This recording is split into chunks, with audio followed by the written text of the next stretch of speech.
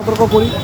তার সঙ্গে সঙ্গে আমাদের এডিশনাল এসডিএম আমি দুজনে তাড়াতাড়ি করে ডিজাস্টার ম্যানেজমেন্টের টিমকে নিয়ে এখানে চলে আসি।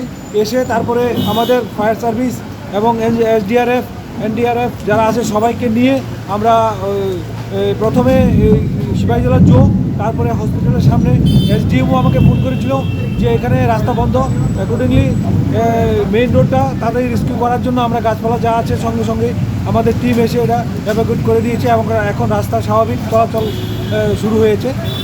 এরকম আরও অন্যান্য জায়গা থেকে খবর এসেছে, আমরা কনসার্ন তহসিলদারদেরকেও জানিয়ে দিয়েছি যে কার কোন জায়গাতে কীরকম ক্ষয়ক্ষতি হয়েছে সেগুলো ইমিডিয়েট আমাদের কাছে রিপোর্ট করার জন্য, এবং প্রত্যেক তহসিলদার তার কনসার্ন তহসিলে ভিজিট করে তারপরে আমাদের অসংখ্য মানুষ আমাদের কাছে জানতে চাইছে, মেসেজ করে অসংখ্য মানুষ ফোন করে জানতে চাইছে সিপাহীজলা অপারেন্টের সামনে এই মুহূর্তের পরিস্থিতি কী আছে। এখন এই মুহূর্তে আমরা কিছুটা পরিষ্কার করেছি, আর বাকি যে আমাদের টিম আছে সেই টিম এখন যাবে ওই জায়গায় বসবে, সঙ্গে সঙ্গে আমরা করে দেবো। এটা আমাদের স্যার প্রাথমিকভাবে বিশালগড়ের ক্ষয়ক্ষতি কিরকম হয়েছে? কি প্রচুর বিভিন্ন জায়গা থেকে খবর আসছে। কয় জায়গা থেকে আপনারা এখনো পর্যন্ত জাতীয় সড়ক এসছে, আরো আসবে। আমাদের তহসিলদাররা গেছে, বিভিন্ন ইউনিটরা গেছে, আমরা এসে তারও বলতে পারবো। শিলাবৃষ্টির কারণে কি কোথাও বাড়িঘর ক্ষতি হয়েছে? এটারও কিছু ক্ষয়ক্ষতি হয়েছে, খবর পেয়েছি আমরা।